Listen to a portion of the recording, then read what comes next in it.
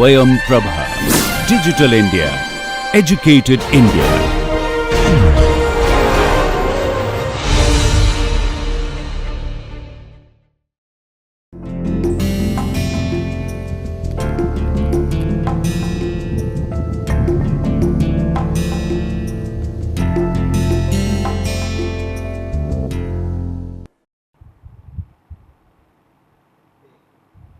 Namaskar. So, in today's session we will discuss about the second order response of the circuits, means those circuits which contain inductor, capacitor and resistor, all three components are there, or we have two inductors or two capacitor which cannot be clubbed to become a equivalent inductor or capacitor. So, in those cases how we will solve the circuit we will discuss in today's lecture. So, let us start the discussion about the second order response. So, let us first understand what do you mean by second order circuit. So, second order circuit is characterized by the second order differential equation. So, when we have say second order differential equation which governs that particular circuit, that means that circuit is can be considered as second order circuit. Now, we can also say that the circuit which contains two storage elements, particularly inductors and capacitors, then those are called as a second order circuit, because their responses include differential equations that contain second order derivatives. So, second order circuits can typically series RLC circuit or parallel RLC circuit, or maybe the two storage elements of different type or same type. Same type means the elements can be either two inductors or two capacitors, but these elements cannot be represented by an equivalent single element. So, in those case you need to create the governing equations which are the second order in nature. So, now let us see the examples of such type of circuits. So, you will see that this series RLC circuit, this is second order circuit, also the parallel RLC circuit is also second order circuit. Now, if you have two inductors and you cannot simplify this circuit and represent as a single inductor, then also it can be considered as a second order circuit. Similarly, in this case also, if we have two capacitors but cannot be clubbed to represent as a single equivalent capacitor of the circuit, in that case also the circuit would be considered as second order circuit. Now, the first thing which we have to understand is that how we will find the initial and final values for these type of circuits. Now, we know it is easier to find the initial and final values for V and I, because these are something which can be considered or you can derive it while just doing the inspection of the circuit for time t is equal to 0 or time t tends to infinity, but it is a little bit difficult in finding the initial value for their derivatives, that means dB by dt or di by dt. So, we have to keep two major points in mind while we determine the initial conditions. First is that polarity of voltage Vt across capacitor and direction of current through the inductor we have to always keep in mind. Then voltage across the capacitor cannot change abruptly. So, that is why we say that voltage at 0 minus instance equal to voltage at 0 plus instance in case of capacitor. Similarly, in case of inductor, the inductor current cannot change abruptly, therefore, I 0 minus would be equal to I 0 plus. So, thus in finding the initial conditions, we first focus on those variables that cannot change abruptly, that means we will concentrate on voltage of the capacitor and inductor current flowing through the inductor. Now, let us first take the case of source free series RLC circuit. So, we will try to find out the solution of those circuits which are a series combination of RL and C without any source. So, we assume that there is some initial current flowing through the inductor and the value is I naught, and capacitor is initially charged with some voltage V naught. So, these two would be considered as a source which provide current to the circuit. So, now what we can write at time t is equal to 0, V naught V 0 can be written as 1 upon C integral minus infinity to 0 I dt, and that will be equal to V naught, because this is our initial condition. Similarly, I 0, that is I at time t is equal to 0 will be I naught. Now, if you write a KVL around this particular loop where we are assuming that current I is flowing in this particular loop. So, you can write the KVL equation for this loop. What you will write?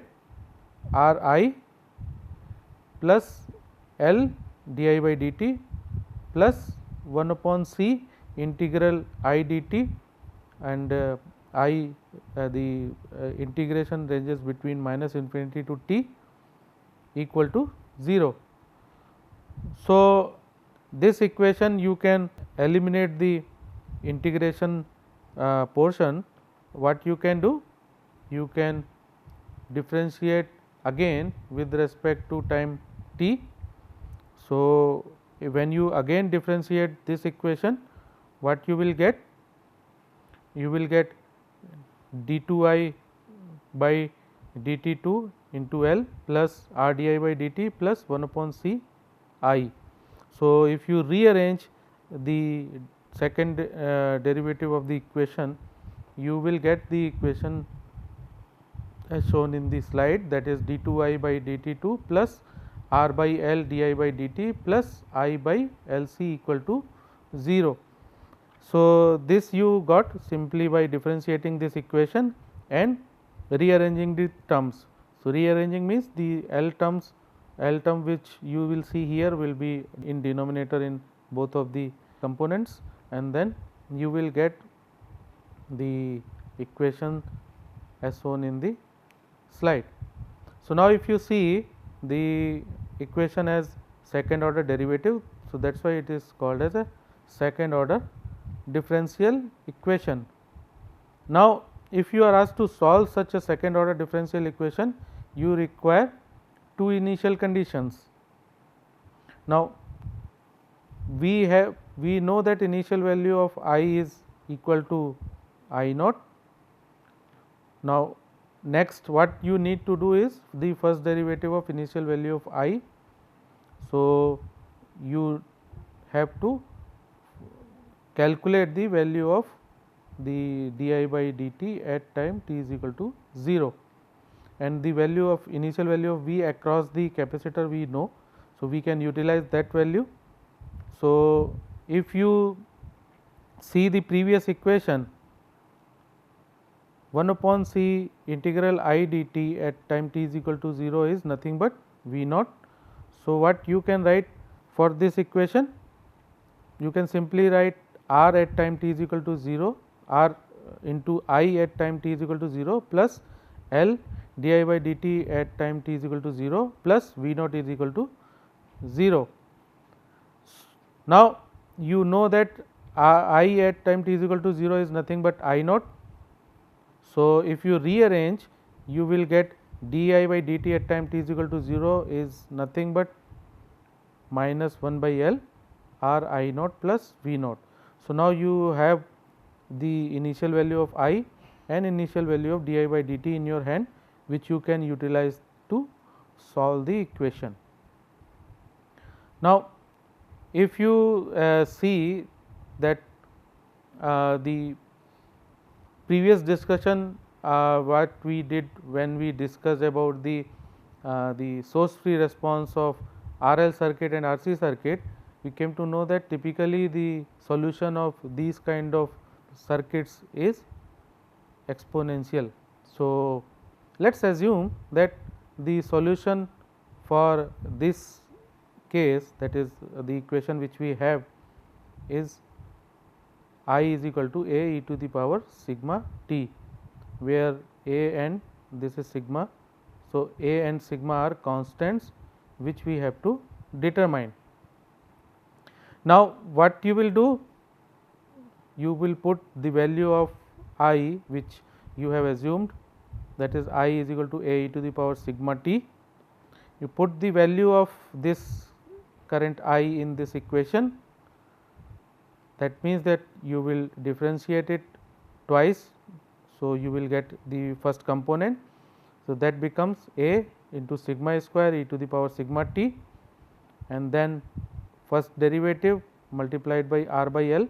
So, you get a r by L sigma e to the power sigma t plus a by L c e to the power sigma t.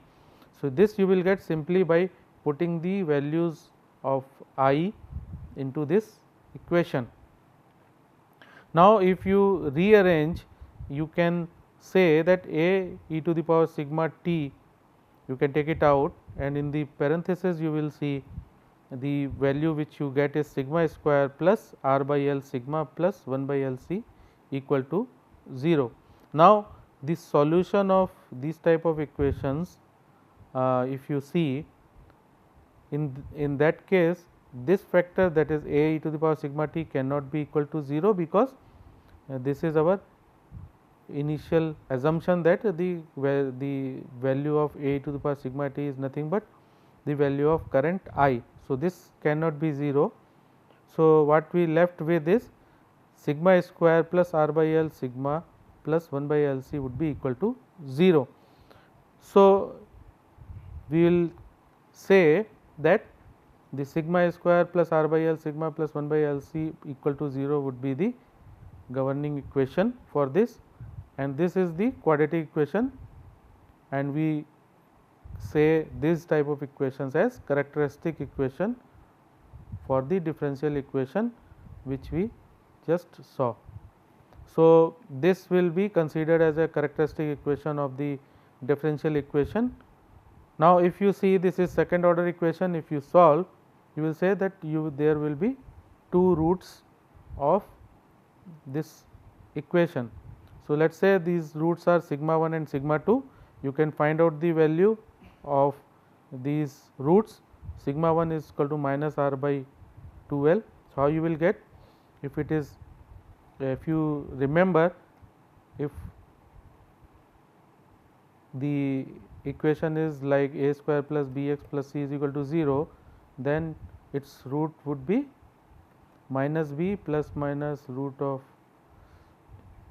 a square minus 4 a c divided by 2 a. So, this is b square minus 2 a 4 a c divided by 2 a. So, you know that when you want to find out the roots of a equation, you can use this formula. Similarly, in this case also we used that formula. So, in this case, value of b would be minus r by L 2L. So, here if you compare, this would be slightly different, and what we have to do? We have to simply say that the a square plus b x plus c is equal to 0, you can compare. So, b would be minus r by L, and then plus. So, because you have plus minus 2, so one root would be related to plus, second root would be related to minus.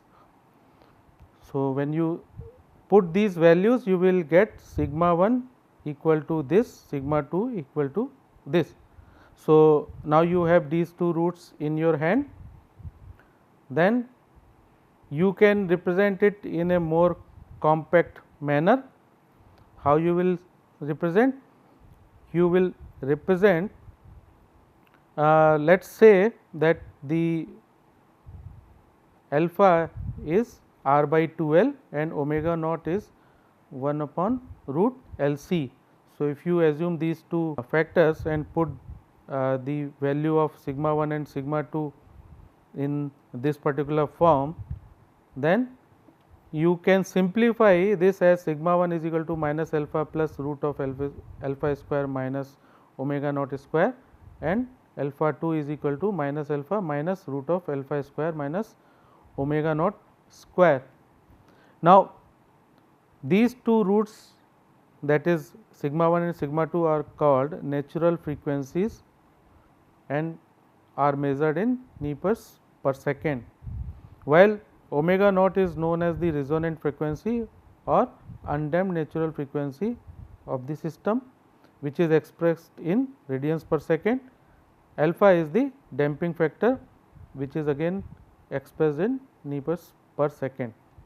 So, when you see this characteristic equation, if you put the value of alpha and omega naught, it will be simplified as sigma square plus 2 alpha sigma plus omega naught square is equal to 0. Now, this indicates that there are two possible solutions. So, what we can say, there would be two solutions like I 1 is equal to A 1 e to the power sigma 1 t, I 2 is equal to A 2 e to the power sigma 2 t, because we have two roots sigma 1 and sigma 2. So, we will have two solutions for the current, that is I 1 and I 2, and now this equation, that is our original equation d2i by dt2 plus r by L di by dt plus I upon L c equal to 0. This is a linear equation. So, any linear combination of the two distinct solutions, with that is I 1 and I 2, is also a solution of this equation. So, for a complete solution of the above equation would therefore require a linear combination of I 1 and I 2. So, what we can write? We can write I t is nothing but A 1 e to the power sigma 1 t plus A 2 e to the power sigma 2 t. So, this would be the total solution of the equation, that is the second order equation related to our series RLC circuit.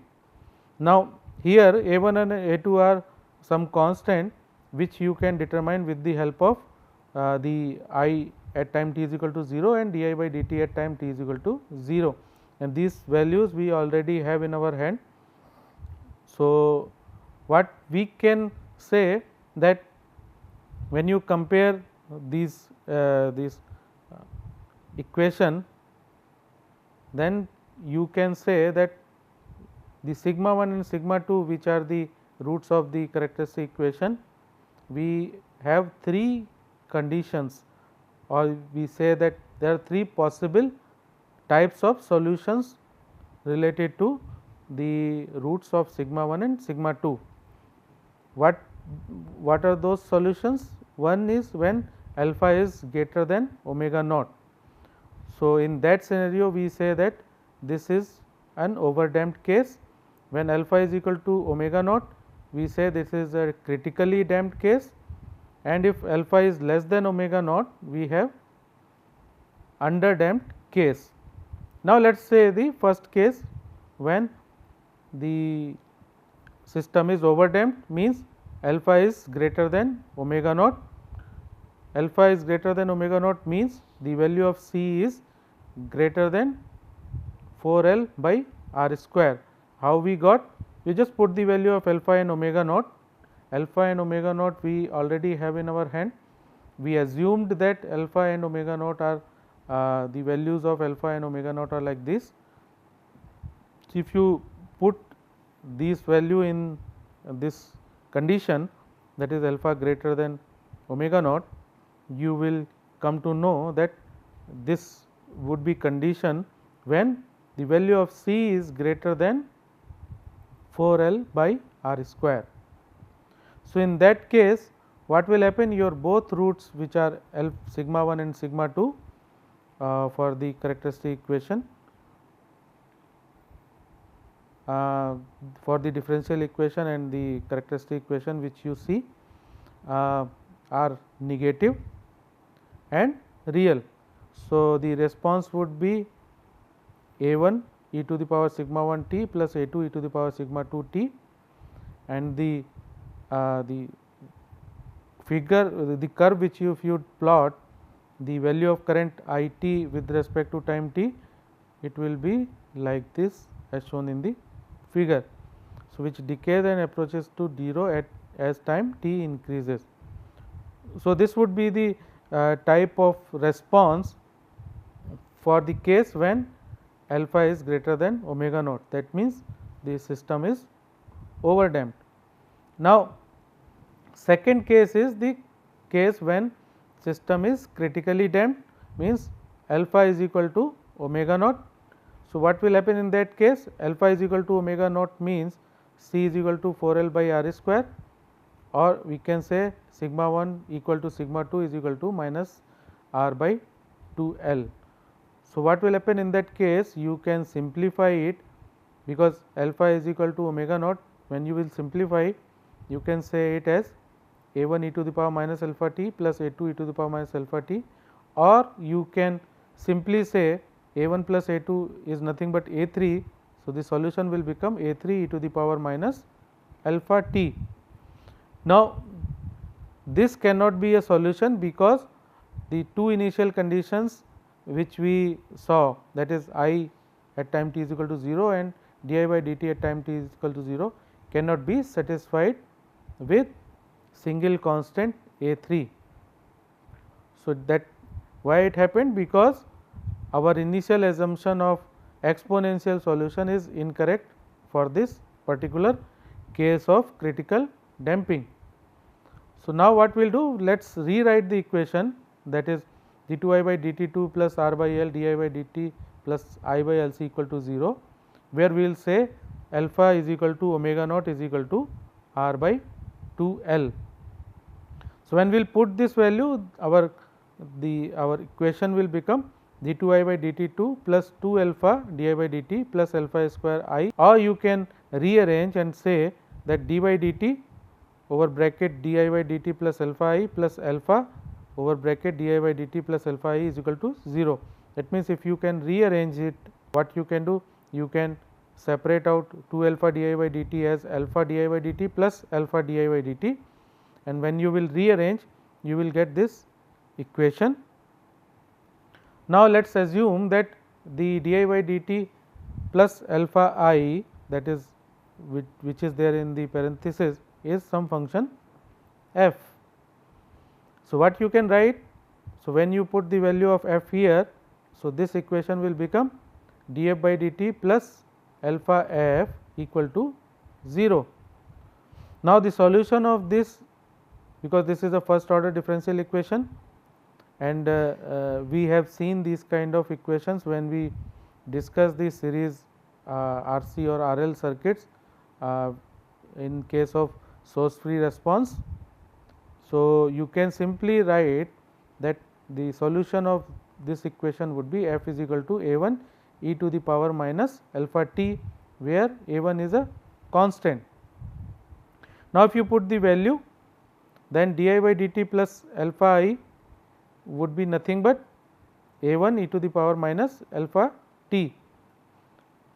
So, if you see this equation, you have assumed f is equal to this value of f you have got as a1 e to the power minus alpha t, you put this value again in this equation. So, you will get di by dt plus alpha I is equal to a1 e to the power minus alpha t. When you will rearrange, you will get this equation.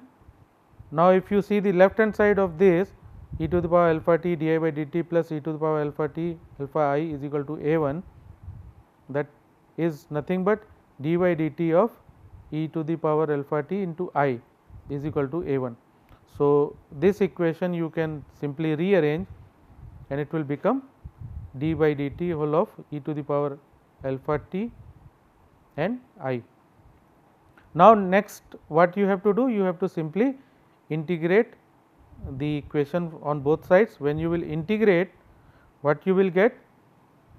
You will get the value of I is nothing but a1 t plus a2 e to the power minus alpha t. So, you have to just simply integrate it, and you will get another constant a2, because when you integrate you get one integration constant also. So, when you integrate both sides, a1 t you will get plus a2 you will get, and you will get e to the power alpha t into I. So, what you get finally, I is nothing but a1 t plus a2 into e to the power minus alpha t.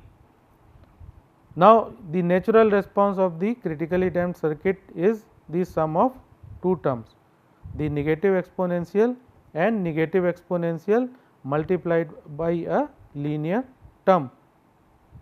So, in that case, what will be the response? If you plot the variation of current I with respect to time t, the response would be like shown in the figure.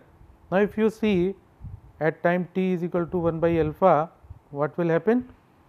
So, at time t is equal to 1 by alpha, if you put this value in I t is equal to t into e to the power minus alpha t, so the value will be maximum at t is equal to 1 by alpha, and the value of maximum is e to the power minus 1 by alpha. So, that means that after one time constant, the current will reach to its peak value and then it will slowly decay to 0. So, this kind of response you will see when the system is critically damped. Now, the third scenario is that the value when alpha is less than omega naught. So, when alpha is less than omega naught means C is less than 4L by R square. So, the roots which you have seen, that is sigma 1 and sigma 2 minus alpha plus alpha square minus omega naught square. In this case, if alpha is less than omega naught, what you can do? You can rearrange these two the values, and you can simply write, since omega naught is greater than alpha, you can rearrange the roots of a characteristic equation, that is sigma 1 and sigma 2 as minus alpha plus root of minus of omega naught square minus alpha square. So, when you will say, when you will see the root of minus 1, you can simply represent with the complex variable z. So, what you can say? You can say that sigma is nothing but minus alpha plus j omega d, and simply sigma 2 also you can write minus alpha minus j omega d. What is omega d? Omega d is nothing but under root of omega square, omega naught square minus alpha square. Now, since omega is greater than alpha, this factor will always be positive. So, that is why we have taken minus 1 out. So, this omega d is nothing but damping frequency, and omega naught is the undamped natural frequency. So, when you will put the value of sigma 1 and sigma 2 in the solution which we have got, that was I t is equal to a 1 e to the power minus sigma 1 t plus a 2 e to the power minus sigma 2 t. Now, let us put the value of sigma 1 and sigma 2, that is alpha minus j omega t for sigma 1 and alpha plus that is you can rearrange in your way, and that is your sigma 2, because minus sign is there. So, you can rearrange it. So, you will get the response of I in terms of t. Then you know that the Euler identity, that e to the power j theta you can simply represent as cos theta plus j sin theta, and e to the power minus j theta can be represented as cos theta minus j sin theta. So, what you can now write, if you put the value, I t will be like as shown in this expression. Now, if you replace constant a 1 plus a 2 and j a 1 minus a 2 with b 1 and b 2, so this will be simplified as the expression for current I with respect to time t. Now, if you see this equation, the expression for I t, you will say that the system will have cosine terms and sine terms, that is sinusoidal term you will see, plus exponential terms. So, how the response will look like? In that case, if you see the response for current, it would be exponentially decaying because of the exponential factor of e to the power minus factor which you have. So, you will simply see that it is exponentially decaying plus sinusoidally varying also, because you have sin cos terms in the equation. So, the response have time constant of 1 by alpha and the period will be t is equal to 2 pi by omega d. So, this you can see from the figure. So, with this we can close our today's session. We will continue our discussion in the next lecture, and we will see when we apply step input to the RLC circuit how it will behave. Thank you.